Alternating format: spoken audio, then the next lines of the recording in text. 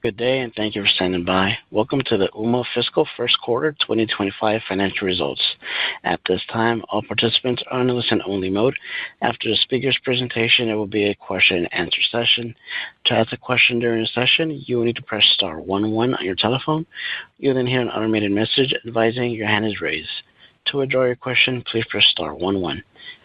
Please be advised that today's conference is being recorded. I would like to hand the conference over to your speakers today. Matt Robinson, please go ahead. Thank you, Victor. Good day, everyone, and welcome to the fiscal first quarter 2025 earnings call of Ooma Inc. My name is Matt Robinson, Ooma's Director of IR and Corporate Development.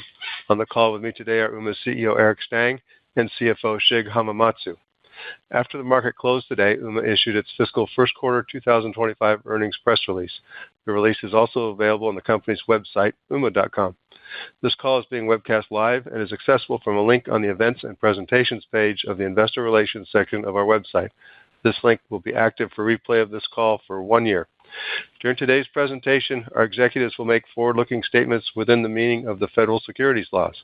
Forward-looking statements generally relate to future events or future financial or operating performance. Our expectations and beliefs regarding these matters may not materialize, and actual results are subject to risks and uncertainties that could cause actual results to differ materially from those projected. These risks include those set forth in the press release we issued earlier today, and those risks more fully described in our filings with the Securities and Exchange Commission. The forward-looking statements in this presentation are based on information available to us as of the date hereof, and we disclaim any obligation to update any forward-looking statements except as required by law. Please note that, other than revenue or as otherwise stated, the financial measures to be disclosed on this call will be on a non-GAAP basis. The non-GAAP financial measures are not intended to be considered in isolation or as a substitute for results prepared in accordance with GAAP.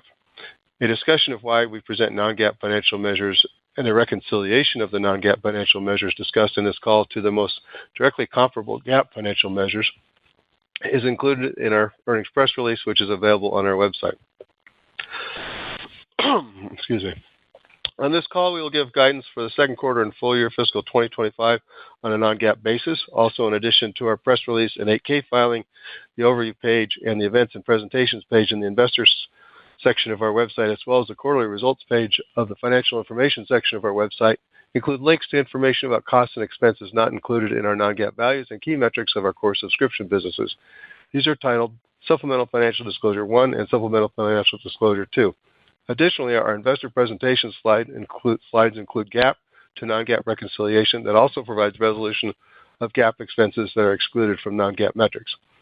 Now, I will hand the call over to Ooma CEO Eric Stang. Thanks, Matt. Hi, everyone. Welcome to Ooma's first quarter fiscal year 2025 earnings call. Thanks for joining us. We're off to a good start for this fiscal year, and I look forward to reviewing our results with you.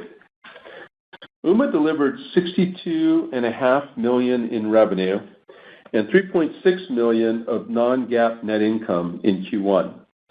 I'm pleased to report that each of these amounts exceeds our original expectations for the quarter, and together they represent good momentum for the start of our FY25 fiscal year. Revenue growth in Q1 was solid at 10% year over year. We are particularly pleased with our Q1 growth in business services revenue, which grew 18% year over year. We are also pleased to have increased our total number of business users despite a larger than normal churn of users by our largest customer, IWG, which was expected for the quarter. We are equally pleased with our operating cash flow of $3.6 million in Q1, and the fact that we were able to pay down an additional $4.5 million of debt in Q1, leaving us now with just $11.5 million of total debt. You will note that this is down from $18 million of debt just 2 quarters ago. In Q1, our operating cash flow was very nearly triple that of the same quarter a year ago. Ooma Business, which comprises our leading Office, Enterprise, AirDial, and 2600Hz solutions, performed well in Q1. Our strategy to utilize our Pro and Pro Plus tiers to serve larger-sized customers is working, with more new Ooma Office customers than in prior quarters being 20 or more users in size. Similarly, our integrations in select verticals are helping to drive our growth. We added several new integrations in the quarter, including with Zendesk, HubSpot, and Square. Our integrations are also enhanced by some of the new features we added in Q1, most notably Contact Widget and Scheduled Messages, which along with our automated online bookings, digital call deflection, and other features allow frontline businesses to interact with customers more efficiently over the web and through messaging. Enabling new features to help our customers engage with their customers is one of the ways Ooma intends to maintain a leading position serving business customers, especially smaller-sized businesses. We also continue to drive growth of Ooma Business through our strategy to replace aging copper lines. In Q1, we achieved several notable larger-sized customer wins for AirDial. We also closed more new customers in total than ever before. Many of our largest new customers are starting with just a few lines to prove the solution in their environment and give them time to plan for rollout. Nonetheless, we believe they represent good momentum for AirDial. We also signed up additional AirDial resellers in Q1, bringing the total now to over 15 partners reselling AirDial. One of these, 3Phase, we announced in a press release during the quarter. 3Phase is a leading independent elevator service company that maintains 28,000 elevators nationwide. In addition, we announced recently that AirDial is now available in Canada, and we are already engaged with new AirDial resellers in Canada. It's also an exciting time for Ooma Business on the wholesale front as we pursue our strategy to integrate Ooma technology and applications into the 2600 Hz platform. We are now 2 quarters into owning 2600 Hz and couldn't be more pleased. We are making good progress toward realizing the synergy and technology strength made possible by this acquisition. We are also seeing significant market interest in our solution. Already, we are engaged with new customers who are working on deployment. One of these, I'm very pleased to report, has the potential to become one of Ooma's largest revenue customers. We expect this customer to be deployed and to be able to make more announcements about them in the back half of this year. In general, we see strong interest in Ooma's solutions. This interest spans both Ooma Business and Ooma Residential. While it's too soon to discuss many of the opportunities we are pursuing, I can mention a couple of new developments that are starting this quarter. I'm pleased to report that US Cellular will begin offering both Ooma Office and Ooma Telo to its customers. Similarly, T-Mobile, who now offers Ooma Telo to their wireless home internet customers, will also begin offering Ooma Telo to their fiber customers. Several other engagements are either underway or under discussion, some of which could be quite meaningful to our outlook. I hope to have more announcements for you in the coming quarters. I will now turn the call over to Shig, our CFO, to discuss our results and outlook in more detail, and then return with some closing remarks. Thank you, Eric, and good afternoon, everyone. I'm going to review our first quarter financial results and then provide our outlook for the second quarter and full year fiscal 2025. We had a solid start to our fiscal 2025 with total revenue of $62.5 million in the first quarter, above our guidance range of $61.7 million to $62.2 million. On a year-over-year basis, total revenue grew 10% in the first quarter, driven by the strength of Ooma Business as well as the addition of 2600 Hz. In the first quarter, business, subscription, and services revenue accounted for 60% of total subscription and services revenue as compared to 56% in the prior year quarter. Q1 product and other revenue came in at $4.1 million as compared to $3.8 million in the prior year quarter. On the profitability front, the first quarter non-GAAP net income was $3.6 million, above our guidance range of $3 million to $3.3 million. Now some details on our Q1 revenue. Business subscription and services revenue grew 18% year-over-year in Q1, driven by user growth and the addition of 2600 Hz. Excluding 2600 Hz revenue contribution, business subscription and services revenue grew 12% year-over-year. On the residential side, subscription and services revenue was down 2% year-over-year. As a reminder, we had a one-time churn event during the first quarter of last fiscal year with a particular customer with an unusual application, which impacted our year-over-year comparison in Q1. For the first quarter, total subscription and services revenue was $58.4 million, or 93% of total revenue, as compared to $53 million, or 93% of total revenue in the prior year quarter. Now some details on our key customer metrics. We ended our first quarter with 1,239,000 core users, which is slightly down from 1,243,000 core users at the end of the fourth quarter. As mentioned on the last call, the sequential decrease in core users was anticipated due to the impact of larger than normal churn from IWG, approximately half of which was realized in the first quarter. We currently anticipate the remaining portion of this larger than normal churn to be realized in the second quarter. At the end of the first quarter, we had 488,000 business users, or 39% of total core users, an increase of 4,000 from Q4, as the churn from IWG was offset by the strength in user additions for other Ooma business offerings. Our blended average monthly subscription and services revenue per core user, or ARPU, increased 3% year-over-year to $14.17, driven by an increasing mix of business users, including higher ARPU Office Pro and Pro Plus users. During the first quarter, we continued to see a healthy Office Pro, Pro Plus take rate, with 57% of new Office users opting for these higher tier services, which was up from 55% in the prior year quarter. Overall, 31% of total Ooma Office users have now subscribed to these higher tier services. Our annual exit recurring revenue grew to $228 million and was up 8% year-over-year.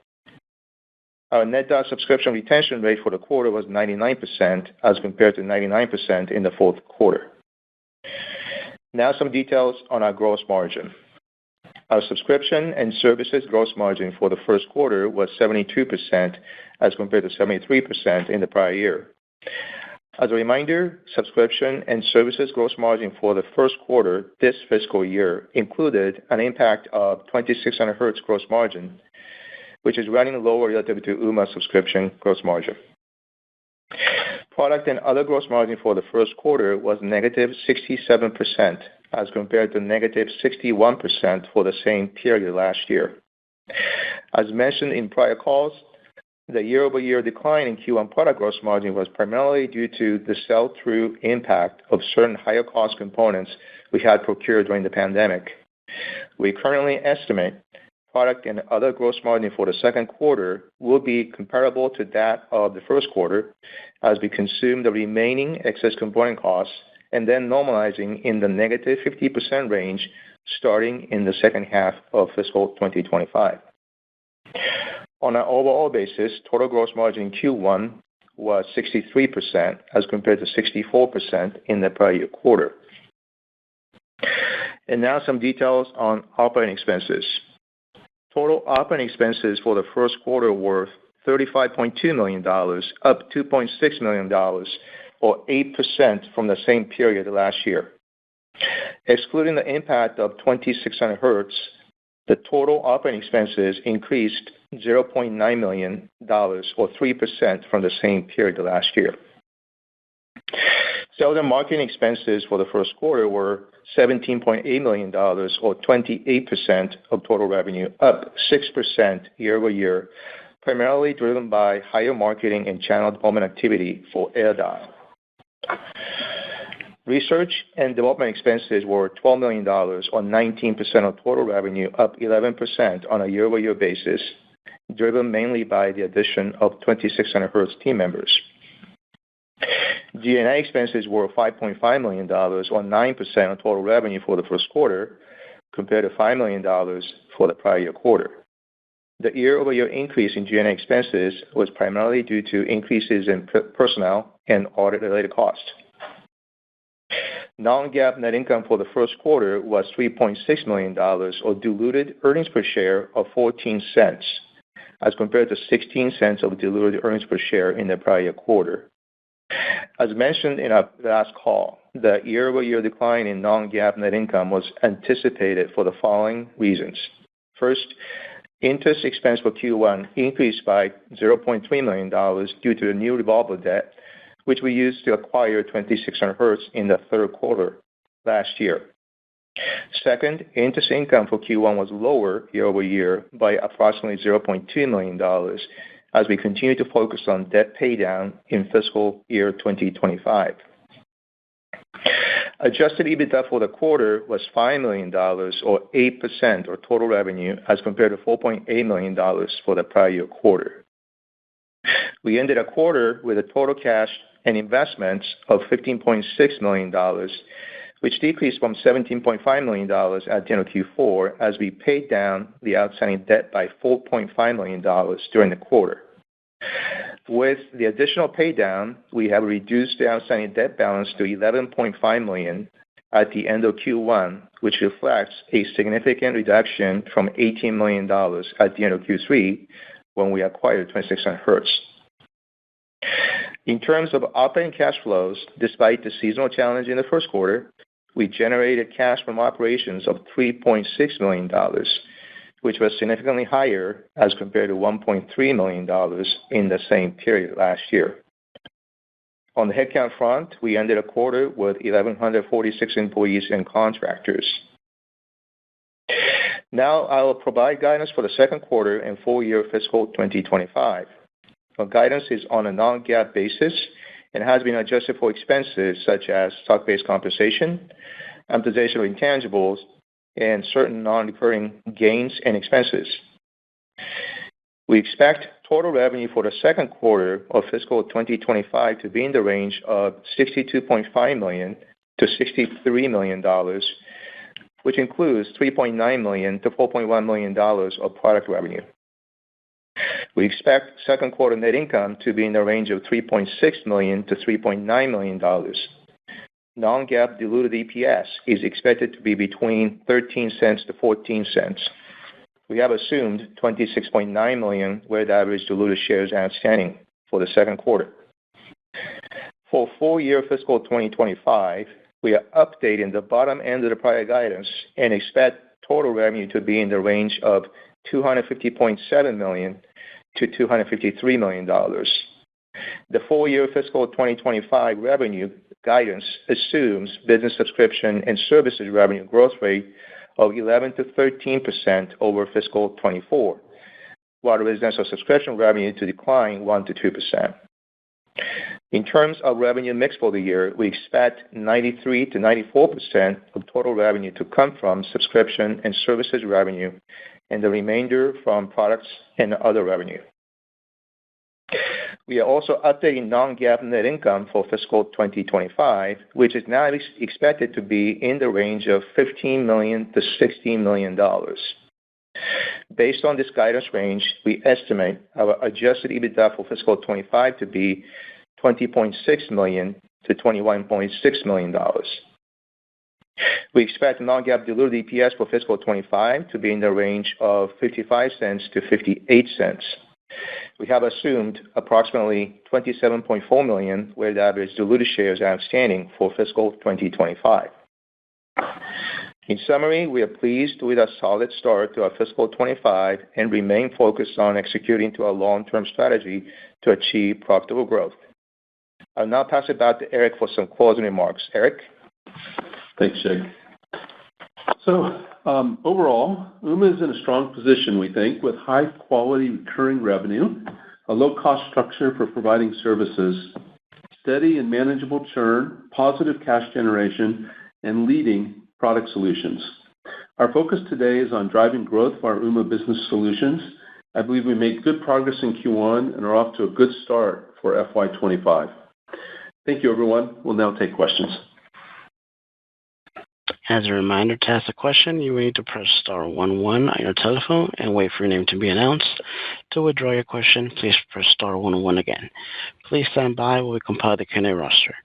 One moment for our first question.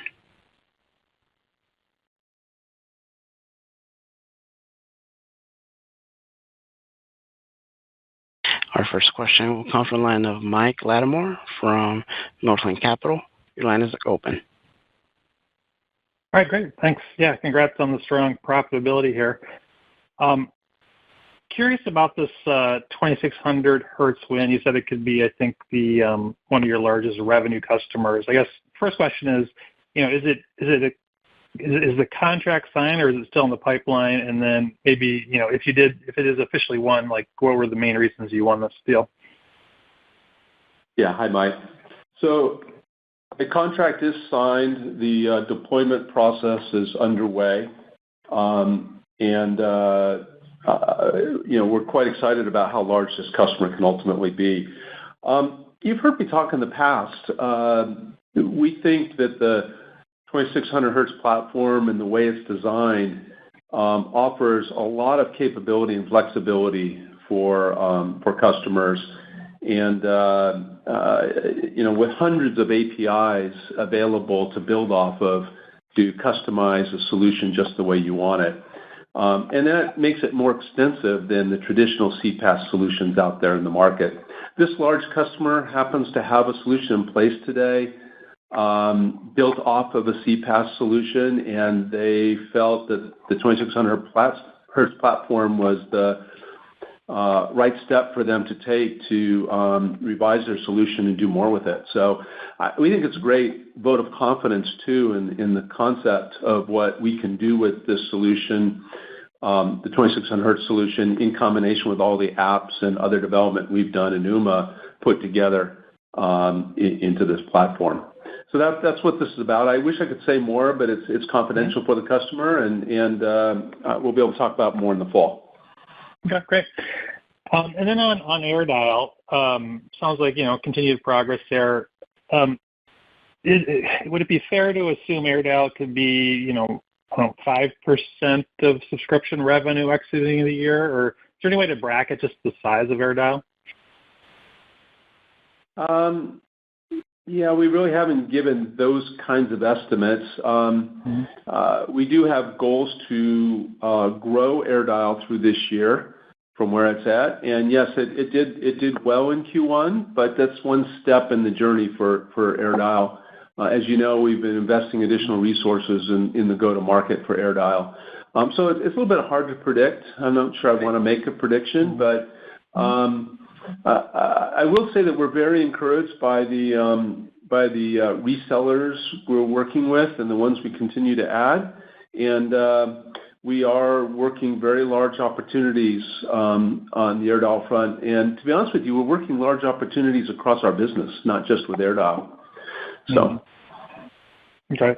And just the last one, can you talk a little bit about kind of cloud phone bookings or demand kind of throughout the first 5 months of the year here, kind of as expected, or, is it kind of a consistent flow? And I guess I would, sort of, I'm referencing kind of the base, not including your large customer. Sure. Yeah, I guess I would frame your question, the answer this way. We were pleased with our bookings, if you will, our sales for Ooma Office and Enterprise in Q1. It was strong, and we have not seen a market situation that would give us concern as we look to the rest of the year. Yeah, great. Thanks very much. Thank you. Thank you. One moment for our next question.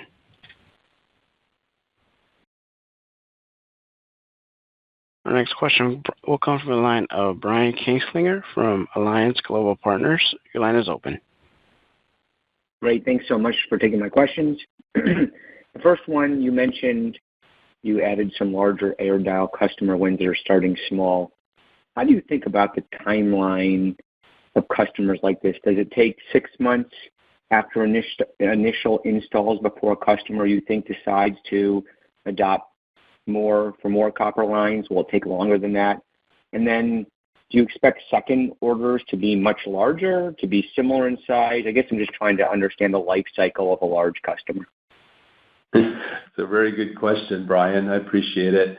I'm looking at a list of close to 10 right here in front of me, where they might be, hundreds of lines of potential, or maybe even more than that. But we closed one location or two locations, and which means a handful of lines. I think you can think of the timeline as, I hate to say it, but a couple months at least to get through a proof of concept and an install, and some time to see how it works and let the customer come to grips with it. Maybe another little bit of time for the customer to assess their needs across their whole business. There'll be some time to finalize an overall contract for a large number of locations, and then a rollout process. And a rollout process can take 3 to 6 months. So I think the customers we're winning that we won in Q1, if I talk about that, the large customers we won in Q1 are the ones with large potential. They'll probably take till the end of the year to develop. Give you one more example. We had a customer we announced last fall. We won a retail chain with this customer and mentioned they're very high profile and have several other retail chains. We're now rolling out in 2 other of their retail chains, and I heard about a third one that may be a potential as the next step after this. So, that was 6 months ago that we did some work for them in their first retail chain, and here we are 6 months later, and we're rolling out in 2 more. So, customers want to get this done. They know they need to get done over the next year or two if lines are going away. But unless they face severe pricing pressures in the moment, they don't need to move super fast. But they are moving, and we have the leading solution, which you've heard us talk about, feature-wise, up against any other solution in the market. I think we show very, very well. And we do have a number of customers who tried other solutions and then came to us. So I feel good about the opportunity longer term, but trying to handicap it is hard. And Brian, just add to what Eric said. Another kind of a flavorful customer that we see is that, we have one particular customer who wanted to do a site survey for their locations. They're considering installing AirDial. Site survey meaning they wanted to send our installers out to see what they determine exactly what they got. And in that situation, we're talking about quite a number of locations, and they're willing to pay for that site survey. So, it gives them some revenue for that too. But that's another example where if it's a large customer, they may want to do a site survey. They will want to pay for it, and the site survey itself could take a few months. So that's another flavor. Got it. My follow-up on AirDial, and then I have one financial question, is are you able to discuss your install base, what the number of lines is? And then alternatively, if all of your customers that are in POCs or that are customers, what's the total potential if all lines were adopted? And if you can't give that today, it'd be great to get that and think about that as a new KPI. Yeah, I understand the desire to focus in on AirDial. We don't get so specific for competitive reasons. Obviously, we give our user counts overall, and we tend to think about this overall from an Ooma business perspective. But we'll give consideration to that. I actually haven't added up the second part of your question, but it'd be interesting to do that, and we'll take a look at it. I think one color that we talked about, we talked about, we're getting through the first 10,000 boxes of AirDial, and we're getting close to tapping into the second batch of 10,000 boxes, and so maybe that gives you some guess, idea around where we are in terms of progress. That's helpful. My last question is when I look at the adjusted EPS guidance, just given the change in gross margin in the second half alone from the hardware revenue, coupled with the slightly stronger revenue, I'm curious why EPS doesn't include something a little bit higher, and maybe there's something we should think about if you can share in terms of accelerated investments on the P&L. Yeah, I think a little bit of that gap between sort of our EPS, which is obviously based on non-GAAP net income versus EBITDA, some of the non-GAAP net income uplift, portion of it's coming from better interest income line versus what we forecasted earlier. So maybe there's a little bit of a gap there. But I think in terms of EBITDA, thinking about going to second half versus what we are in Q1 and what we guided to in Q2, we see ourselves getting to 9% EBITDA margin or better in second half. So hopefully that gives you some idea of what we are thinking. Okay. We are very mindful of our spend and making sure it pays off. Great. Thank you. Take it offline. Thanks, Brian. Thank you. And one moment for our next question.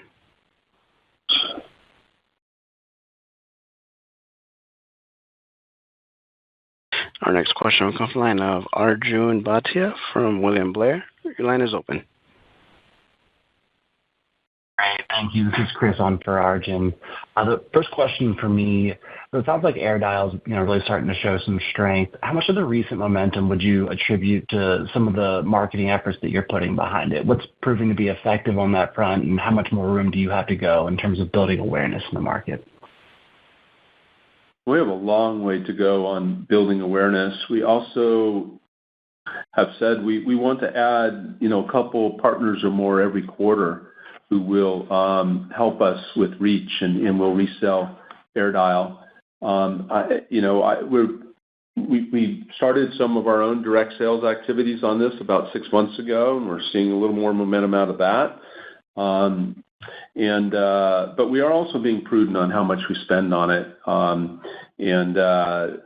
I'd say our results overall are reflective of doing well in AirDial and in the rest of our business.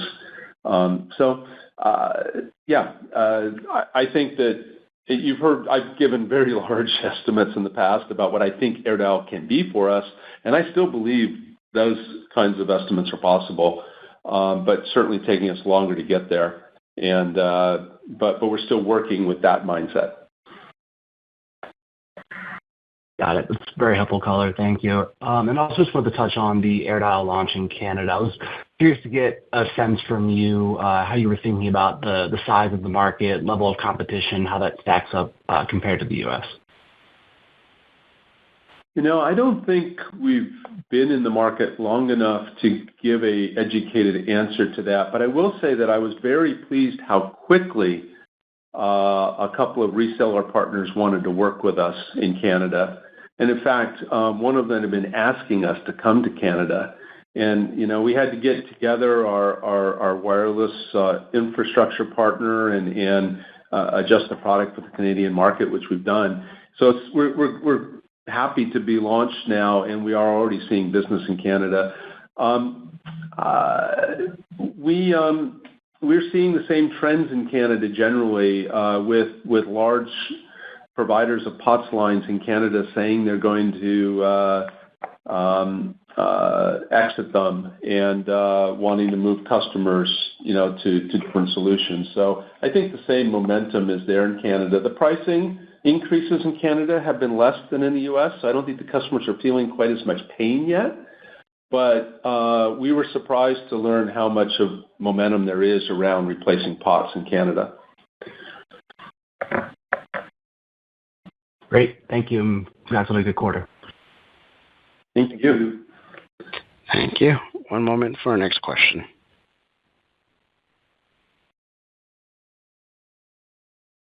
Our next question will come from the line of Josh Nichols from B. Riley. Your line is open.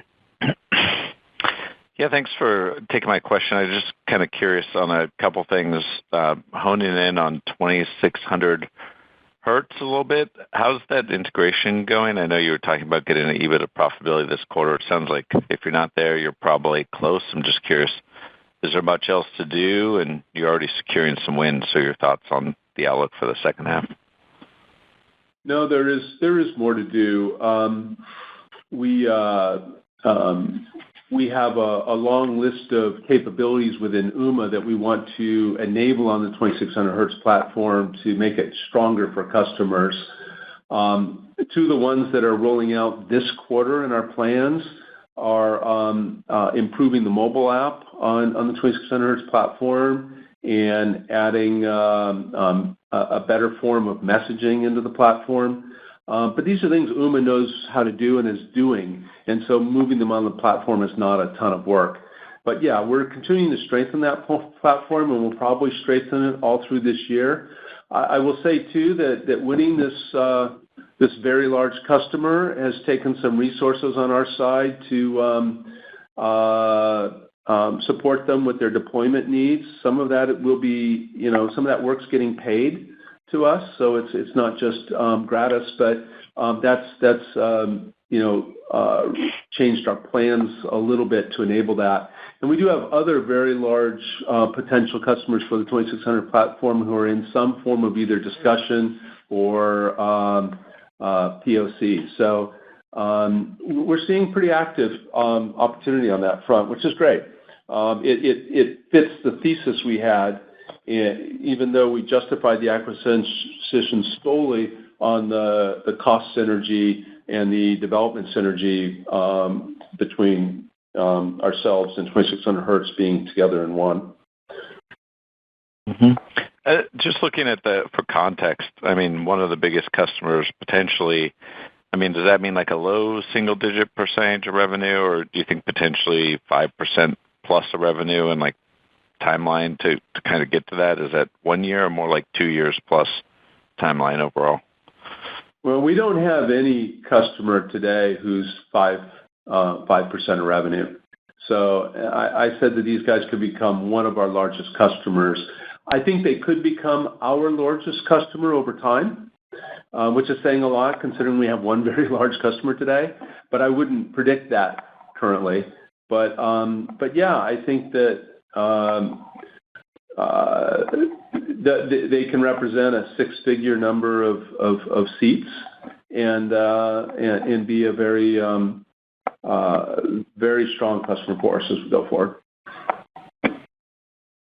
Appreciate it. Then just, I guess, the last question, because I guess it's timely. T-Mobile, U.S. Cellular, I mean, you kind of are working with most of the players in the space. I just thoughts on any potential impacts there overall.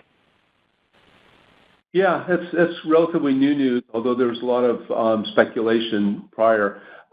We have good relationships with both. We're thrilled that both are rolling out more resale of our solutions, particularly U.S. Cellular is going to resell Ooma Office and Ooma Telo. And so I think that only strengthens the opportunity for us. It's going to be, 6 to 12 months before the acquisition closes. So we don't need to think too much about it at this time. But I think when they do come together, since we have good relationships with both, it'll be a positive for us. Sounds good. Thanks, everyone. Thank you. Thank you. One moment for our next question.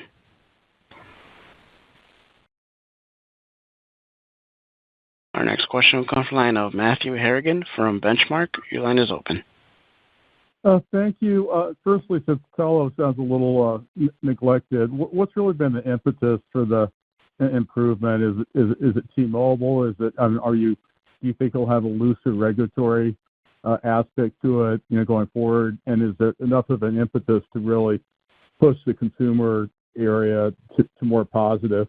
And then just to add to the panoply of AirDial questions, I mean, you've also talked about non-North America, Europe in particular.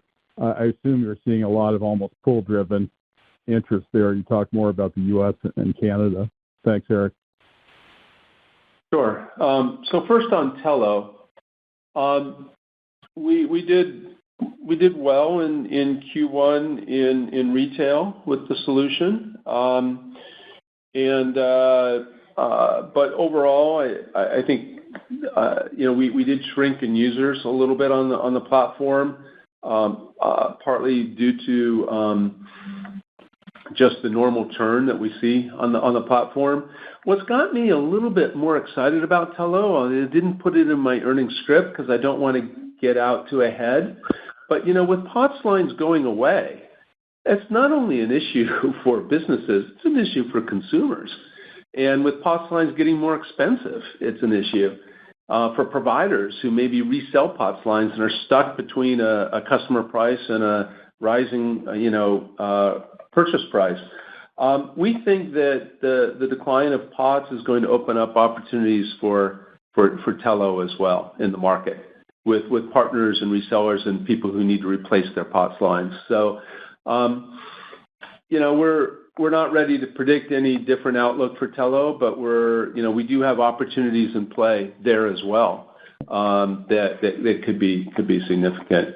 Now, your question about AirDial in Europe, I didn't say anything about it. It's not something we're planning to do in Q2. It remains something that we're building for. We do have a version of our product in development that will be usable in Europe with the different requirements and bands they have there. But at this time, it's not something to put into our outlook. When we're closer to doing something there, we'll talk about it. Great. Nice numbers.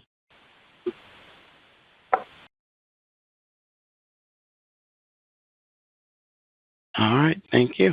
One moment for our next question. Once again, that's star 11 for questions, star 11. And our next question will come from the line of Patrick Walravens from Citizens JMP. Your line is open. Oh, great. Thank you. Been a while, Eric. So, yeah. Hi, Pat. Yeah. So, look, you took this public, 9 years ago. Obviously, there have been a ton of changes in the market and in the company's offerings.